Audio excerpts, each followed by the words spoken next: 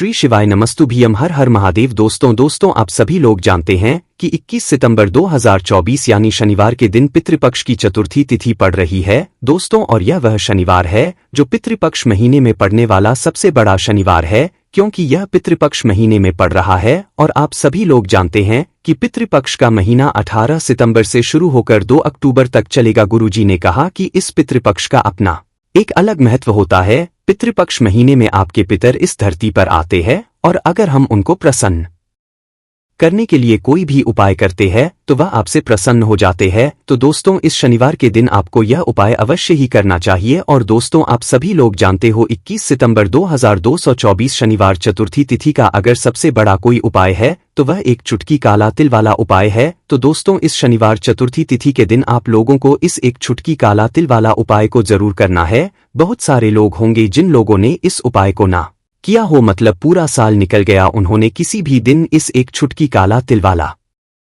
उपाय को ना किया हो। पर दोस्तों आपके पास एक आखिरी मौका बचा हुआ है जो कि 21 सितंबर के दिन है। तो इस दिन आप लोगों को इस वाले उपाय को जरूर कर लेना है। भले ही आपने पूरे साल भर इस उपाय को ना किया हो, पर अगर आपने श्राद्ध पक्ष महीने की शनिवार चतुर्थी तिथि के दिन अगर इस वाले उपाय को कर लिया तो आपको इस उपाय को करने का वह फल मिलेगा जिसकी आपने कभी कल्पना भी नहीं करी होगी। इसीलिए आप लोग इस वाले उपाय को एक बार जरूर कर लेना ताकि आप लोगों के हाथ से यह मौका ना जा सके और आपको इस उपाय को करने का फल मिल सके दोस्त। तो यह उपाय पंडित जी ने अपनी अभी की ही शिव महापुराण की कथा में बताया है, जिस उपाय को आज हम बहुत अच्छे से समझाने वाले हैं। इस वीडियो को देखने के बाद इस उपाय को समझने के लिए आपको कोई और वीडियो को देखने की जरूरत नहीं पड़ेगी। तो चलिए दोस्तों उपाय को शुरू करते हैं। देखिए यह इस पितृपक्ष महीने के शनिवार चतुर्थी तिथि के दिन यह इतना खास होता है, इतना महत्वपूर्ण होता है। देखा गया है कभी कभी बड़े बड़े पूजा पाठ अनुष्ठान से जो मनोकामना पूर्ण नहीं होते, वह पितृपक्ष महीने के दिन एक छोटे से उपाय करने से ही आपकी मनोकामना पूर्ण हो जाती है। और बहुत सारे ने इस उपाय को किया भी है और उनको इस उपाय को करने का फल भी जरूर मिला है। अगर आप लोग भी इस उपाय को करना चाहते हैं तो आप इस उपाय को पहले अच्छे से समझ लेना, सुन लेना, उसके बाद करना। आपको इस उपाय का फल जरूर मिलेगा। और इस उपाय को कर लेने से आपके घर में चाहे किसी भी प्रकार की दुख और समस्या क्यों न चल रही हो, आपको उसका कारण भी नहीं पता है कि भाई यह समस्या किस कारण से चल रही है, उसका कुछ भी कारण सकता है, जैसे पितृदोष हो सकता है या किसी भी तरह का मंगल दोष भी हो सकता है। तो इस दिन आप लोगों को एक चुटकी काला तिल वाला उपाय कर लेना है। ये एक ऐसा उपाय है जिस उपाय को अगर किसी विशेष दिन पर किया जाए तो भाई उस विशेष दिन का जो है वह तो हमें मिलता ही मिलता है, पर हमने उस दिन पर इस एक चुटकी काला तिल वाला उपाय को किया है तो हमें उससे भी बड़ा फल मिलता है और फल बहुत जल्दी मिलता है। जिस उपाय को अगर किसी विशेष दिन पर किया जाए तो भाई उस विशेष दिन का जो है वह तो हमें मिलता है, पर हमने उस दिन पर इस एक चुटकी काला तेल वाला उपाय को किया है तो हमें उससे भी बड़ा फल मिलता है और फल बहुत जल्दी मिलता है, क्योंकि आप इस उपाय को बहुत ही बड़े और विशेष दिन पर कर रहे हो। तो चलिए अब उपाय के बारे में बात करते हैं, लेकिन उससे पहले आप लोगों को यह जानना आवश्यक है कि आखिर यह उपाय किस समय करना है, किसको करना है और कैसे करना है। तो चलिए हम आगे आपको मैं एक एक करके बता देते हैं, लेकिन उससे पहले अगर आप लोग हमारे चैनल पर नए हैं तो हमारे चैनल को सब्सक्राइब कर लेना और इस वीडियो को लाइक करके कमेंट बॉक्स में श्री शिवाय नमस्तुभ्यम नमः शिवाय जरूर टाइप कर देना। तो दोस्तों इस एक चुटकी काला तिल वाला उपाय को हमें इस शनिवार चतुर्थी तिथि के दिन कैसे करना है, किसको करना है, किस समय करना है और कहां पर करना है, ये सारे सवालों के जवाब आपको इस वीडियो में मिल जाएंगे। और ये वीडियो देखेगा भाई उसको एक चुटकी काला तिल वाला उपाय जरूर करना चाहिए, क्योंकि इस दिन काला तिल का भी बहुत ही बड़ा और विशेष महत्व होता है। और जब बात आ जाए एक चुटकी काला तिल वाला उपाय की तो ये सोने पे सुहागा वाली बात हो जाती है और यह एक बहुत ही बड़ा उपाय हो जाता है इस शनिवार चतुर्थी तिथि का। तो अब दोस्तों इस एक चुटकी काला तिल वाला उपाय को आखिर करना किसको है, सबसे पहले हम लोग वह बात जान लेते हैं। तो देखो घर की जो बड़ी माताएं बहनें होती है उन माताओं बहनों कोई भी एक बड़ी माता बहन इस वाले उपाय को कर सकती है। और दोस्तों अगर आप चाहें तो अपने घर में से सभी सदस्यों को भी इस उपाय को करवा सकते हैं। अगर किसी व्यक्ति की खुद की कोई मनोकामना है, खुद की कोई दुख और परेशानी है जो कि वह अपने लिए ही करना चाहता है, इस वाले उपाय को तो वह खुद अपने लिए भी कर सकता है। बाकी अगर कोई घर में से ऐसा है जो कि अपने पूरे घर परिवार की सुख और शांति के लिए यह वाला उपाय करना चाहता है, तो भाई वह भी कर सकता है, उसमें भी कोई दिक्कत वाली बात नहीं है। कहने का मतलब ये है कि इस उपाय को हर एक सदस्य भी कर सकता है और पूरे घर परिवार के सदस्य के लिए घर की बड़ी माताओं बहनों में से कोई एक माता बहन भी कर सकती है। माताएं बहनें अगर घर में उपस्थित ना हो या वह यह वाला उपाय ना कर पा रही हो तो फिर घर का कोई बड़ा सदस्य भी इस एक चुटकी काला तिल वाला उपाय को कर सकता है, चाहे फिर वह पुरुष ही क्यों ना हो, उसमें कोई भी दिक्कत की बात नहीं है। उसके बाद में दोस्तों जो अगला प्रश्न निकल कर आता है वह यह आता है इस उपाय को लेकर कि आखिर इस उपाय को हमें किस समय करना है, सुबह के समय करना है कि शाम के समय करना है। तो देखो, इस वाले उपाय को आप लोग सुबह के समय भी कर सकते हो और शाम के समय प्रदोष काल में भी कर सकते हो। अब अगर आप पूछो कि भाई साहब सबसे उत्तम समय कौन सा रहेगा इस एक चुटकी काला तेल वाला उपाय को करने का, तो हम आपसे बस यही कहेंगे कि इस उपाय को आप सुबह के समय तो ज्यादा बेहतर होगा, बाकी अगर शाम के समय भी करेंगे तो भी अच्छा होगा, उसमें कोई भी दिक्कत वाली बात नहीं है। तो अब दोस्तों जो अगली सबसे बड़ी और महत्वपूर्ण बात आती है वह यह आती है कि सुबह अगर हम उपाय को करेंगे तो हमें कितने बजे से ले कितने बजे तक के बीच में करना है, और शाम के समय प्रदोष काल में करेंगे तो हमें कितने बजे से लेकर कितने बजे के बीच में करना है। तो देखो, सुबह जितनी जल्दी हो सके आप उपाय को करने की कोशिश करना, बाकी अगर किसी लेट भी हो जाओ, थोड़ी देर भी हो जाए तो 10 या 11 बजे तक भी आप उपाय कर लेना, पर 12 बजे से ज्यादा देरी ना हो, ठीक है, इस बात का ध्यान रखना। उसके बाद में दोस्तों अगर शाम के समय प्रदोष काल की बात करें, प्रदोष काल का जो समय होता है वह शाम के 6 बजे से शुरू हो जाता है, मतलब शाम के 6 बजे से लेकर 7 बजे के बीच का जो समय होता है ये समय प्रदोष काल का समय होता है। इस उपाय को 7 या 8 बजे के में भी कर सकते हो, मतलब शाम के 6 बजे से रात 8 बजे के बीच में आप कभी भी इस वाले उपाय को कर सकते हो, उसमें कोई भी दिक्कत वाली बात नहीं है। किसी कारणवश ना कर पाओ तो थोड़ा देरी से भी कर सकते हो, आपको उपाय का फल जरूर मिलेगा। अब आपको बता दें कि 21 सितंबर को पड़ने वाले चतुर्थी तिथि पर बहुत ही शुभ संयोग बन रहा है, क्योंकि यह शनिवार के दिन आया है, और ऐसे में आप समझ लीजिए कि शनि की पीड़ाएं आपको परेशान कर रही है। शनि की कोई भी महादशा कुंडली में चल रही है, शनि की 7.5 है, शनि ढहिया है, तो उससे भी छुटकारा मिलेगा और साथ ही साथ शनि देव का आशीर्वाद आपको मिलेगा, महादेव की कृपा मिलेगी, जिसके बाद जीवन का हर दुख हर संकट दूर हो जाएगा।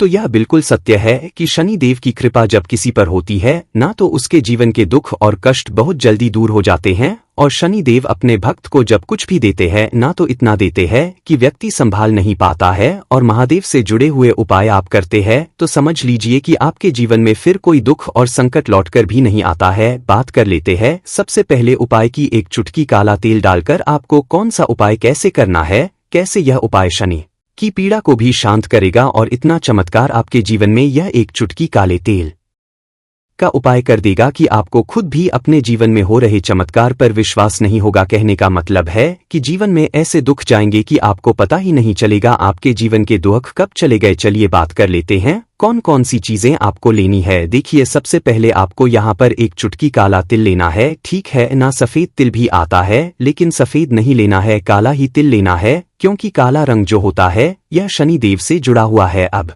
शनि की पीड़ाएं भी दूर होती है जब भी आप काले तिल का उपाय करते हैं। एक लोटा अपने घर का जल लेना है, उसी जल में आप काला तिल डालना है और पहुंच जाना है देवा आदि देव महादेव के मंदिर में। महादेव की शिवलिंग पर ये एक लोटा जल आपको अर्पित करना है। महादेव से प्रार्थना करनी है कि मेरे जीवन में जितने भी दुख हैं, जो कष्ट हैं, जो संकट हैं, हे प्रभु आप उन्हें दूर कर देना। तो देखिए, जब भी आप महादेव की शिवलिंग पर काला तिल अर्पित करते हैं, अगर यह उपाय आप पितृपक्ष की चतुर्थी तिथि के दिन कर लेते हैं तो बहुत ही चमत्कारी और बहुत ज्यादा आपके जीवन को ऐसा समझ लीजिए कि बदल के रखने वाला यह होता है। बदल के रखने वाले का मतलब है कि जीवन के दुख और कष्ट पूरी तरह से दूर हो जाते हैं। अब ये उपाय करना किस दिन है, तो 21 सितंबर शनिवार चतुर्थी तिथि के दिन करना है। करना किस समय है, तो शाम के समय में करना है। 6 बजे के बाद आप 9 बजे तक इस उपाय को किसी भी समय करें, क्योंकि यह बहुत शुभ मुहूर्त है। इस बार शनिवार चतुर्थी तिथि पड़ा है और इस समय पर आप यह उपाय करते हैं तो आपको बहुत जल्दी लाभ भी मिलेगा। शनि पढ़ाई भी शांत हो जाएंगी और साथ ही साथ शनि देव की हुई ना तो महाधनी और महाकरोड़पति बनने में भी आपको समय नहीं लगेगा। अब देखिए साल 2024 जो है ना ये शनि देव का ही साल है और शनि देव की कृपा इस साल में जिस व्यक्ति को मिल गई उसके भाग्य को चमकने में देर नहीं लगेगी। चलिए बात कर लेते हैं अब अपने दूसरे उपाय की। कौन सा है वो दूसरा उपाय जो पितृपक्ष की शनिवार चतुर्थी तिथि वाले दिन आपको जरूर करना चाहिए।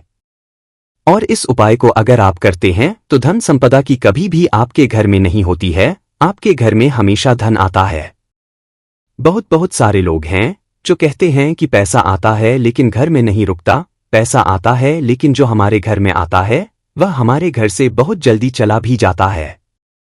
ना कुछ लोग कहते हैं कि धन की बर्बादी घर में लगी हुई है, दिन पर दिन पैसा हमारा बर्बाद होता जा रहा है, बिजनेस खराब हो रहा है, व्यापार खराब हो रहा है, दुकान पर ग्राहक नहीं आ रहे हैं। तो बहुत सारे लोग इन चीजों को लेकर भी बहुत परेशान रहते हैं।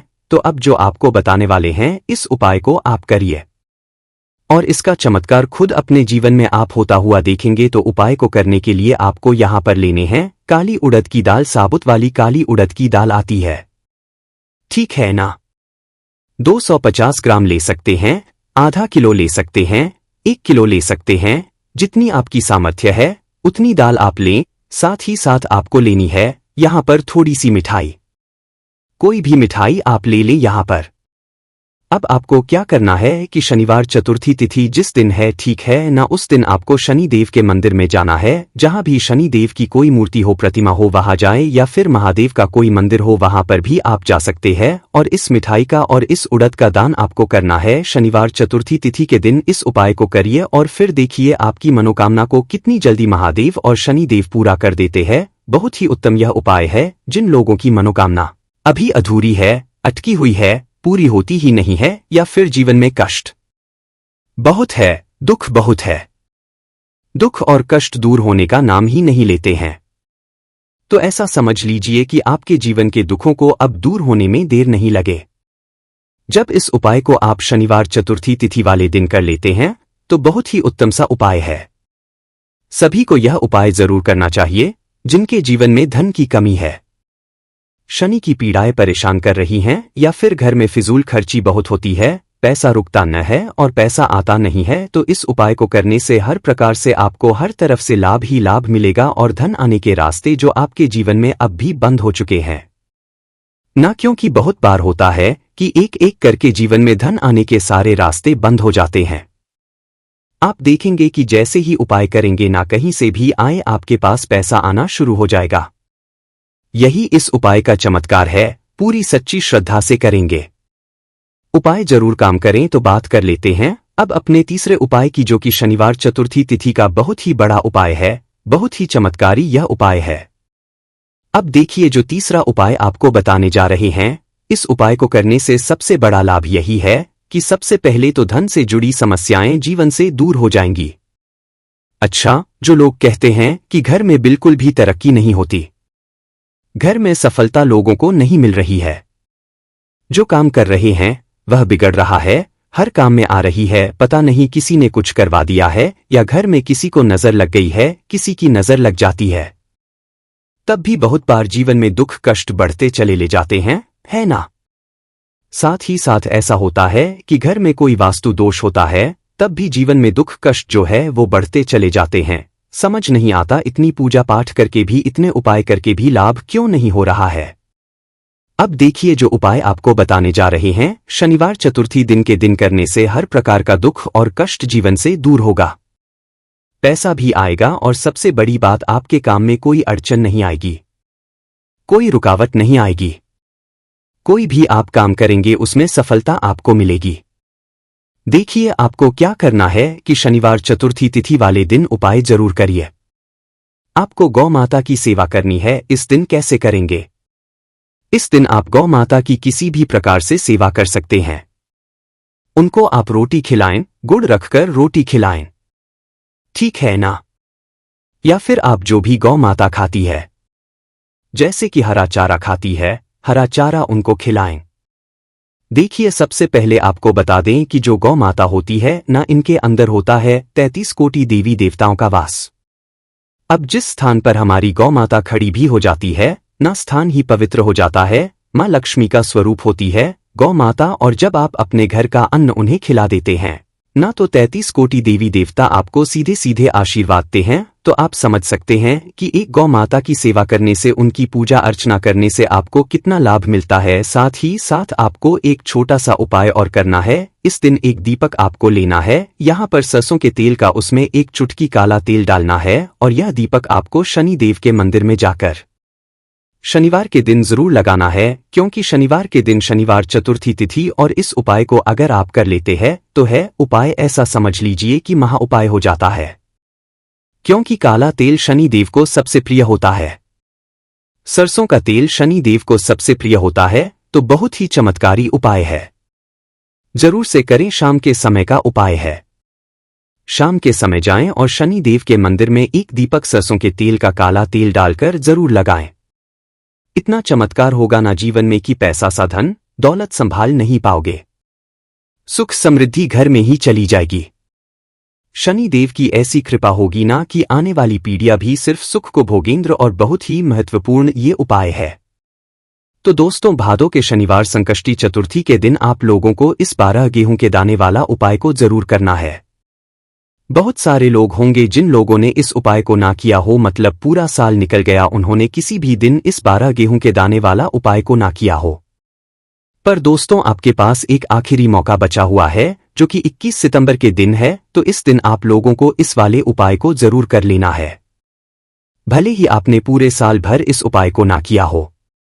पर अगर आपने इस भादो महीने शनिवार के दिन अगर इस वाले उपाय को कर लिया, तो आपको इस उपाय को करने का वह फल मिलेगा जिसकी आपने कभी कल्पना भी नहीं करी होगी। इसीलिए आप लोग इस वाले उपाय को एक बार जरूर कर लेना, ताकि आप लोगों के हाथ से यह मौका ना जा सके और आपको इस उपाय को करने का फल मिल सके। दोस्तों, यह उपाय पंडित जी ने अपनी अभी की ही शिव महापुराण की कथा में बताया है, जिस उपाय को आज हम आपको बहुत अच्छे से समझाने वाले हैं। इस वीडियो को देखने के बाद इस उपाय को समझ के लिए आपको कोई और वीडियो को देखने की जरूरत नहीं पड़ेगी। तो चलिए दोस्तों, उपाय को शुरू करते हैं। देखिए, यह इस भादो महीने के शनिवार संकष्टी चतुर्थी के दिन यह इतना खास होता है, इतना महत्वपूर्ण होता है। देखा है कभी कभी बड़े बड़े पूजा पाठ अनुष्ठान से जो मनोकामना पूर्ण नहीं होते, वह भादो महीने के दिन एक छोटे से उपाय करने से आपकी मनोकामना पूर्ण हो जाती है। और बहुत सारे लोगों इस उपाय को किया भी है और उनको इस उपाय को करने का फल भी जरूर मिला है। अगर आप लोग भी इस उपाय को करना चाहते हैं, तो आप इस उपाय को पहले अच्छे से समझ लेना, सुन लेना, उसके बाद करना। आपको इस उपाय का फल जरूर मिलेगा, और इस उपाय को कर लेने से आपके घर में चाहे किसी भी प्रकार की दुख और समस्या क्यों ना चल रही हो, आपको उसका कारण भी नहीं पता है कि भाई यह समस्या किस कारण से चल रही है। उसका कुछ भी कारण हो सकता है, जैसे पितृदोष हो सकता है या किसी भी तरह का मंगल दोष भी हो सकता है। तो इस दिन आप लोगों को यह वाला उपाय कर लेना है। यह एक ऐसा उपाय है जिस उपाय को अगर किसी विशेष दिन पर किया जाए, तो भाई उस विशेष दिन का जो है वह तो हमें मिलता ही मिलता है। पर हमने उस दिन पर इस उपाय को किया है तो हमें उससे भी बड़ा फल मिलता है, और फल बहुत जल्दी मिलता है, क्योंकि आप इस उपाय को बहुत ही बड़े और विशेष दिन पर कर रहे हो। तो चलिए अब उपाय के बारे करते हैं। लेकिन उससे पहले आप लोगों को यह जानना आवश्यक है कि आखिर यह उपाय किस समय करना है, किसको करना है और कैसे करना है। तो चलिए हम आगे आपको वीडियो में एक एक करके बता देते हैं। तो दोस्तों, इस 12 गेहूं के दाने वाला उपाय को हमें इस शनिवार के दिन कैसे करना है, किसको करना है, किस समय करना है और कहां पर करना है, ये सारे सवालों के जवाब आपको इस वीडियो में मिल जाएंगे। और जो यह वीडियो उसको 12 गेहूं के दाने वाला उपाय जरूर करना चाहिए, क्योंकि इस दिन गेहूं का भी बहुत ही बड़ा और विशेष महत्व होता है। और जब बात आ जाए हो जाती है और यह एक बहुत ही बड़ा उपाय हो जाता है इस शनिवार का, तो अब दोस्तों इस 12 गेहूं के दाने वाला उपाय को आखिर करना किसको है, सबसे पहले हम लोग वह बात जान लेते हैं।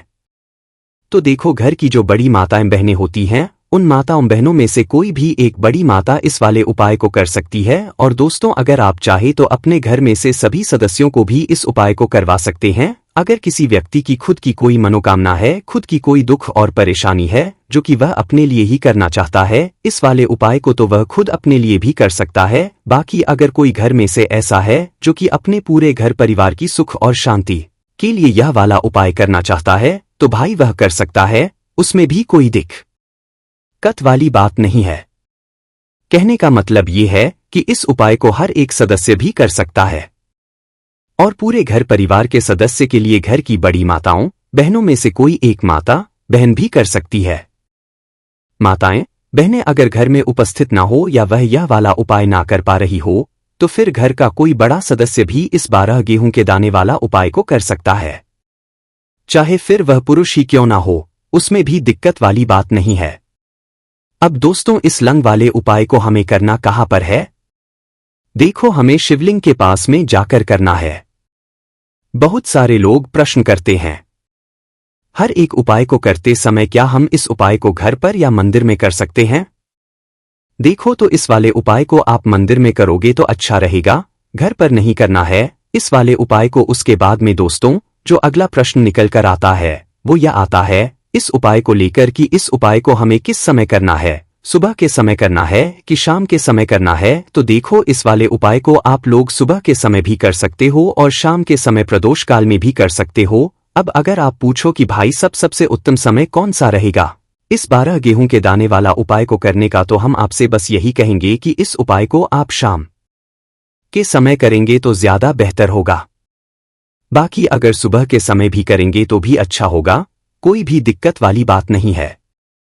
तो अब दोस्तों, जो अगली सबसे बड़ी और महत्वपूर्ण बात आती है वह यह आती है कि सुबह अगर हम उपाय को करेंगे तो हमें कितने बजे से लेकर कितने बजे तक के बीच में करना है, और शाम के समय प्रदोष काल में करेंगे तो हमें कितने बजे से लेकर कितने बजे के बीच में करना है। तो देखो, सुबह जितनी जल्दी हो सके आप उपाय को करने की कोशिश करना। बाकी अगर किसी कारणवश लेट भी हो जाओ, थोड़ी देर भी हो जाए, तो 10 या 11 बजे तक भी आप उपाय कर लेना, पर 12 बजे से ज्यादा देरी ना हो, ठीक है? इस बात का ध्यान रखना। उसके बाद में दोस्तों, अगर शाम के समय प्रदोष काल की बात करें, प्रदोष काल का जो समय होता है वह शाम के 6 बजे से शुरू हो जाता है। मतलब शाम के 6 बजे से लेकर 7-12 बजे के बीच का जो समय होता है यह समय प्रदोष काल का समय होता है। पर अभी जो मौसम चल रहा है, इस मौसम में जो है शाम बहुत देरी से होती है, तो आप इस उपाय 7 या 8 बजे के बीच में भी कर सकते हो। मतलब शाम के 6 बजे से रात 8 बजे के बीच में आप कभी भी इस वाले उपाय को कर सकते हो, उसमें कोई भी दिक्कत वाली बात नहीं है। परंतु शनिवार के दिन कोशिश करना कि समय के अंतर्गत ही कर लो, किसी कारणवश ना कर पाओ तो थोड़ा देरी से भी कर सकते हो, आपको उपाय का फल जरूर मिलेगा। देखिए, इस वीडियो में जितने भी उपाय हम आपको बताएंगे सभी उपाय सरल है। देखो, गुरुजी ने कहा है कि शनिवार के दिन आपको 12 गेहूं के दाने वाला उपाय तो अवश्य ही करना चाहिए। वीडियो के अंतिम में आपको उपाय बताया है जो आपको करना है। देखो, आगे बढ़ने से पहले वीडियो को एक लाइक जरूर करें। देखो, सबसे पहला उपाय, यदि आपके जीवन में कर्जा बहुत अधिक है, आपके जीवन में संकट बहुत अधिक रहते हैं, आपके ऊपर बहुत अधिक विपदा आ रही है, बार बार आपको अपने व्यापार में और अपने धन में हानि देखने को रही है, यानी कि आपको प्रत्येक कार्य में हानि हो रही है, तो आपको यह उपाय करना चाहिए। देखिए, इस उपाय के लिए आपको 12 गेहूं के दाने आपको लेने हैं, ठीक है ना? ले लेना। लेने के बाद में आपको जरूरत होगी चावल के दानों की। कितने साथ चावल के दाने? गेहूं के साथ दाने और चावल के साथ दाने कहोगे? भैया, गेहूं हमें नहीं मिलती है इस टाइम पे, अभी गेहूं की कटाई खत्म हुई है। इजीली आपको किसी भी किराना स्टोर पे 12 गेहूं के दाने मिल जाएंगे, जाके ले लेना, ठीक है ना? गेहूं 7 चावल के दाने लेंगे, साथ ही साथ आपको इस तरीके से एक तांबे का लोटा लेना है ना। उस तांबे के लोटे में आपको जल भरना। जल आपका खुद के घर का होना चाहिए, मंदिर का नहीं होगा। पहुंच जाएंगे महादेव के शिवलिंग के पास में। शाम के टाइम पे प्रदोष काल में मन है घर पे करो, मन है मंदिर में करो। फेस रखना कौन सी दिशा? उत्तर दिशा, नॉर्थ डायरेक्शन। अब यहाँ पे जो मैं आपको क्रम बताने जा रहा हूं ना, उस मेरे क्रम को बहुत ध्यान से सुनिए। महादेव को कोई सबसे प्रिय है ना, तो उनकी सबसे छोटी पुत्री जिनका नाम है माता अशोक सुंदरी, जो आपके पास में चावल के 7 दाने हैं ना, उन चावल के 7 दानों को माता अशोक सुंदरी के स्थान पे आपको कुछ इस तरीके से रख देने हैं ना। चावल के दानों को रखने के बाद में जो आपके पास में तांबे का लोटा है ना, उस तांबे के लोटे को कहीं पे भी हम जल नहीं चढ़ाएंगे, सिर्फ और सिर्फ माता का जो हस्तकमल आपको दिख रहा है यहीं पे गोल गोल आपको समर्पित करना है। उसी जल को, और कहीं नहीं, ना तो माता अशोक सुंदरी के स्थान पे, ना तो शिवलिंग के ऊपर, सिर्फ आपको यहां पे गोल गोल जलाधारी पे आपको उस जल को समर्पित करना है ना।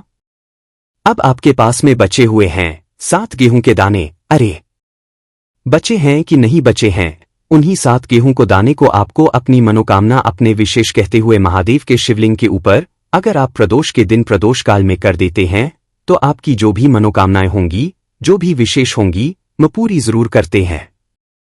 अन्न को समर्पण करने से, उस खासकर गेहूं को समर्पण करने से हमारी इच्छाएं पूरी होती हैं, और अगर वो दिन प्रदोष का दिन हो तब तो इससे सुंदर सहयोग कुछ भी नहीं हो सकता।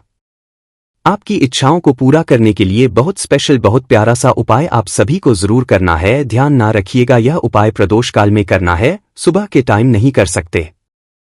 ठीक, चलो तो पहले उपाय की तो हमने यहाँ पे बात कर ली है। देखिए, इस उपाय के लिए आपको मात्र 1 लौंग का जोड़ा लेना है, यानी कि 2 फूल वाली लौंग लेनी है। साथ में आपको मात्र थोड़ा सा शहद लेना होगा और इसी के साथ में आपको तांबे के पात्र के अंदर शुद्ध जल लेना होगा। अब देखिए, इन सभी सामग्रियों को लेकर के आपको भगवान शिव के मंदिर में पहुंच जाना है। देखिए, ये उपाय आप सुबह से लेकर शाम तक कर सकते हैं। तो वह सबसे पहले तो आपके पास जो 2 फूल वाली लौंग है, उन्हें आपको शहद के अंदर अच्छे से डुबो है, यानी कि दोनों आपको अच्छे से शहद का लेपन कर देना है। अब आपको जो आपके पास 1 लोटा जल है, सबसे पहले तो उसे शिवलिंग पर धीरे धीरे समर्पित करना है और श्री शिवाय नमस्तु भयंकर इसका जाप करते हुए समर्पित कर देना है।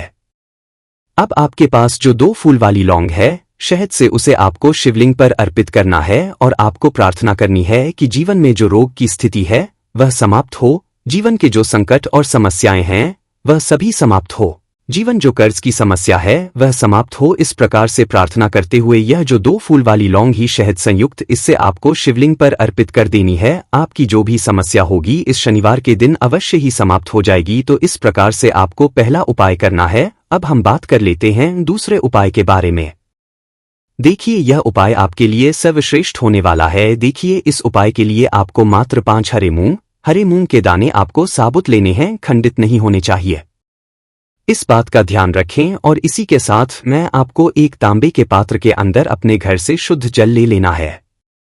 अब दोस्तों, इन सभी सामग्रियों को लेकर के आपको सीधे पहुंच जाना है भगवान शिव के मंदिर में। देखिए, इस उपाय को भी आप सुबह भी कर सकते हैं और शाम के समय में भी कर सकते हैं।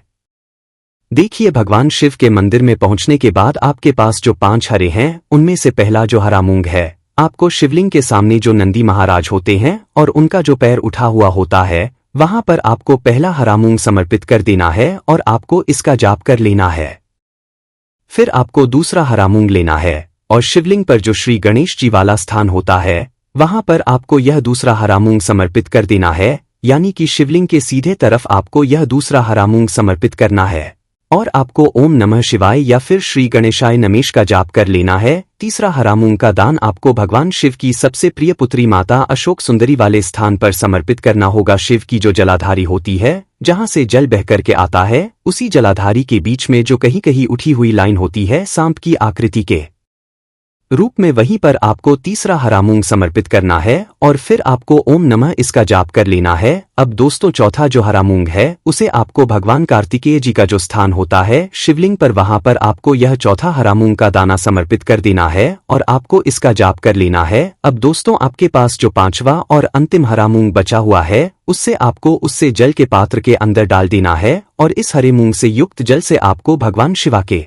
शिवलिंग का कर देना है। जल आपको बिल्कुल धीरे धीरे समर्पित करते जाना है और लगातार आपको शिव महापुराण के मूल श्री शिवाय नमस्तुभ्यम इसका जाप करते रहना है। फिर आपको शिवलिंग के सामने बैठकर, यदि आप अपने बच्चों के लिए यह उपाय कर रहे हैं, यदि आप अपने बच्चों की बुद्धि, ज्ञान और विवेक के लिए उपाय कर रहे हैं, तो उसके लिए आपको प्रार्थना कर लेनी है। या फिर व्यापार में वृद्धि करने के लिए यह उपाय कर रहे हैं तो उसकी कामना करते हुए को प्रार्थना कर लेनी है। या फिर अपनी नौकरी के लिए कर रहे हैं, या फिर अपने इंटरव्यू के लिए, या फिर धन की प्राप्ति के लिए कर रहे हैं, जिस भी कामना के लिए आप उपाय कर रहे हैं, उसे परिपूर्ण करने के लिए आपको महादेव से प्रार्थना कर लेनी है और फिर आपको वापस अपने घर आ जाना है। पूज्य गुरुजी ने कहा है कि जो भी व्यक्ति इस उपाय को कर लेता है तो यकीन मानिए आपके जीवन की जो सारे संकट, कष्ट और बाधाएं ही वह सब समाप्त होंगे। अब हम बात करते हैं अगले उपाय की। इस उपाय के लिए आपको एक दीपक लेना है। दीपक आप मिट्टी का भी ले सकते हैं और शुद्ध आटा मढ़कर उसका दीपक भी आप तैयार कर सकते हैं। दीपक के अंदर गोल बाती का प्रयोग करना है और दीपक के अंदर आपको शुद्ध घी का प्रयोग करना है। इसी के साथ में आपको मात्र एक फूल वाली लौंग लेनी होगी। अब यह एक दीपक और एक फूल वाली लौंग लेकर के सीधा आपको पहुंचना होगा बरगद के वृक्ष। वहां पर देखिए सबसे पहले तो आपके पास जो एक फूल वाली लौंग है उससे आपको बरगद के वृक्ष की जड़ में समर्पित करना है। देखिए अगर आपके जीवन में कोई भी बड़ा संकट आने वाला है, कोई भी बड़ा कष्ट आने वाला है, तो वह इस उपाय के माध्यम से दूर होने वाला है। महादेव की विशेष कृपा रहेगी कि जो भी संकट आपके जीवन में आने वाला होगा वह भी दूर हो जाएगा। तो आपको एक लौंग समर्पित करनी है बरगद के वृक्ष की जड़ में, और वहीं पर आपको जो गोल बाती वाला दीपक जो आप लेकर के गए हैं उसे भी वहां पर प्रज्वलित कर देना है वटकेश्वर महादेव का नाम जाप करते हुए। देखिए जब भी आपको जीवन में इस साल लगने लगे कि आपके जीवन में कुछ भी अच्छा नहीं चल रहा है, तब भी आपको ये उपाय करना है। तो इस प्रकार से आपको यह उपाय करना है। अब हम जान लेते हैं चौथे विशेष उपाय के बारे में। देखें यदि आपके विवाह में, शादी में कोई भी समस्या आ रही है, यदि आपका जो कर्ज है वह दिन बढ़ते ही जा रहा है, तो आपको यह चमत्कारी उपाय करना चाहिए।